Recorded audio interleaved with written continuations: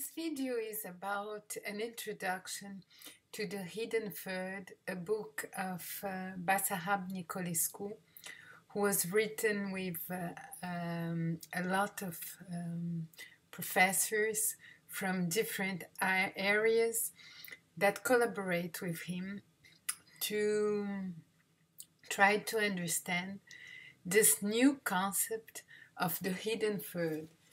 So here is the book, le tiers caché dans les différents domaines de la connaissance, the hidden third in the different fields of knowledge. So it was for me a great privilege to meet the Professor Basarab Nicolescu at the Manoir with another theologist, philosopher, Agusti Nicolau, who is officially has a Master of Geography, but has a very deep knowledge in theology and philosophy. And so we went in Quebec through the Manoir Reserve in a very beautiful place, an amazing place by the river, full of birds, and we met the Professor Basarab Nicolescu nearby the river, and I thought we would have a quick talk about 20 minutes, and I asked him after half an hour that we were talking together, Professor Basarab, how long time do you have? What is your timing? And he kindly said that he has all the time for us this afternoon, and he dedicates the afternoon for us, for Augustin Nicolau and I. So it was it was kind of a miracle of this encounter in the Manoir Reserve, in between a great physicist and philosopher, Agusti, from theology, and I'm that simply from philosophy of education, and has not really a good knowledge in theology. I'm a learner in that field. So I asked a lot of questions, and because it sounds strange to me, this idea of a hidden third. I understood very well when we were in the transdisciplinary field the idea of the logic of the included middle. I mean, in between A and B, or if we follow Lupasco logic, A and non-A, there is a zone of non-resistance, and this zone of non-resistance in a superior level, T level, allow a conciliation in between opposites.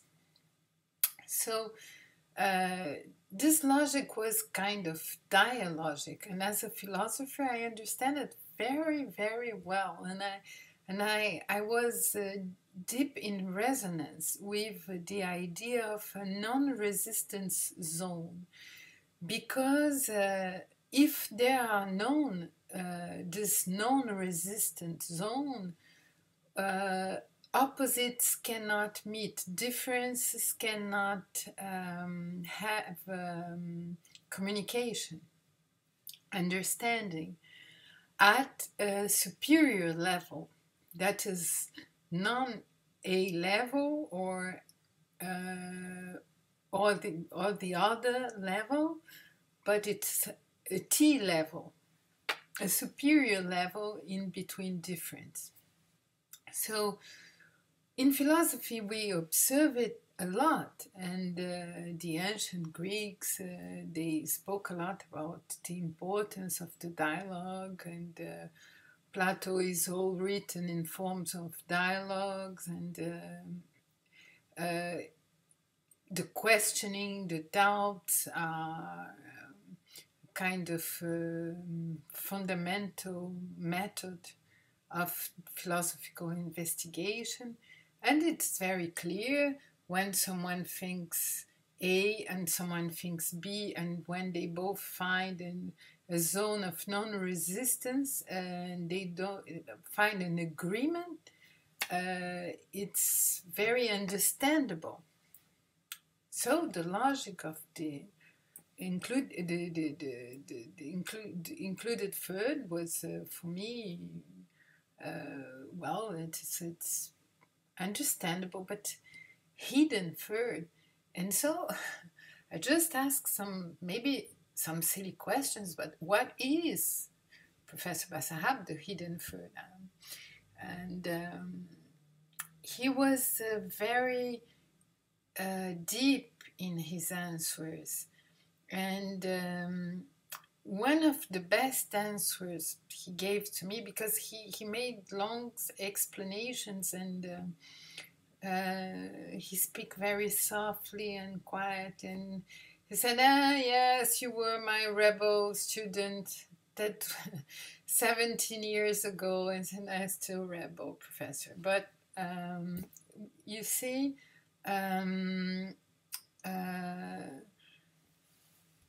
one of the best answers is, he said, we have discontinuity in between the different levels. Well, the microphysic level, the microphysic level, the cosmic level, and the hidden third allows a continuity in between those levels.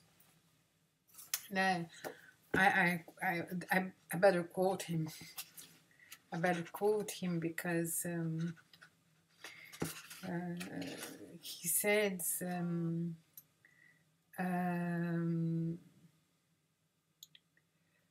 l'unité reliant tous les niveaux de réalité, si elle existe, doit nécessairement être une unité ouverte. En fait, une vaste autoconsistance semble régir l'évolution de l'univers, de l'infiniment petit à l'infiniment grand, de l'infiniment bref à l'infiniment grand. Il y a certes une cohérence de l'ensemble des niveaux de réalité, mais cette cohérence est orientée. Il parle d'une unité ouverte. La zone de résistance joue le rôle du tiers caché. So there is in between the different zones, the different levels, a zone, of non-resistance, and this zone of non-resistance in between the different levels of reality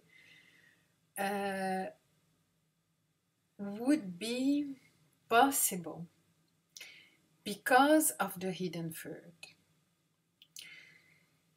It's not a question, it's not a matter of logic, he said to me. It is illogical. So I stared at him, said, yes, it's not a matter of logic. So it's a matter of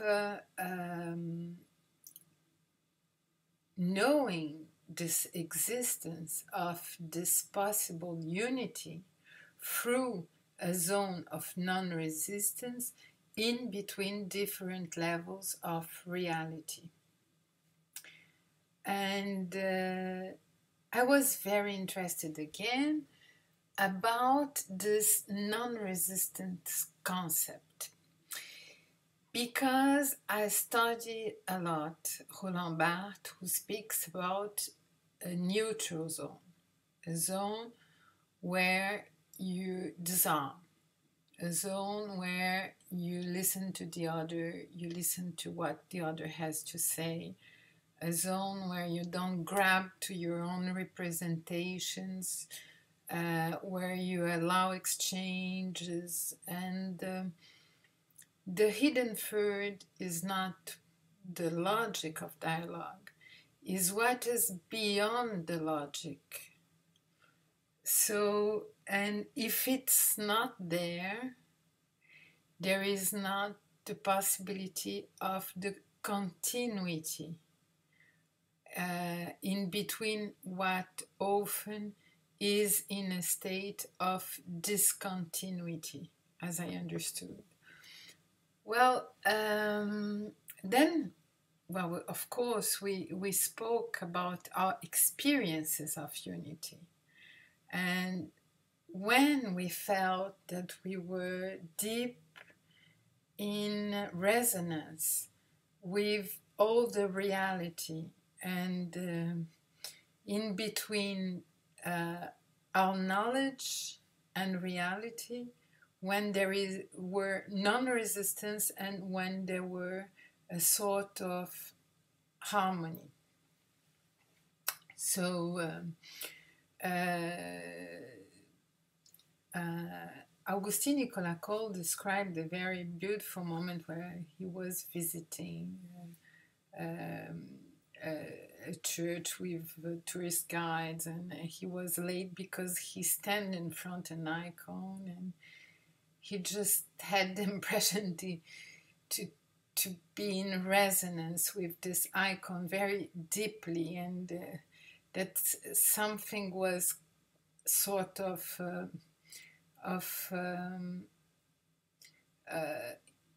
we say in French beatitude, I mean contemplation or the peace and enlightenment maybe. And so there is something in this concept that deals with the idea of sacred. Meanwhile, we never talk really about religion, and we never talked about the specificity of having to be a monk or a nun or whatever religious leader or practitioner to have the experience of the hidden third. We even joke and say you can have the experience of the hidden third wherever, in all kind of situations, the most strange ones, and not sometimes not moral ones as we wait. It was not about trying to define a concept more than trying to understand its resonance in us, and to share not what we did, but what we were in that moment, and how we felt this concept of the hidden third, and how we could approach him with our being and not with our doing or explaining. Or so it was a very, very interesting moment, and I wanted to keep it in my memory, and said I'm going to try to do a video. I don't know if it's going to be a good video about the hidden third, probably not, probably very mediocre, but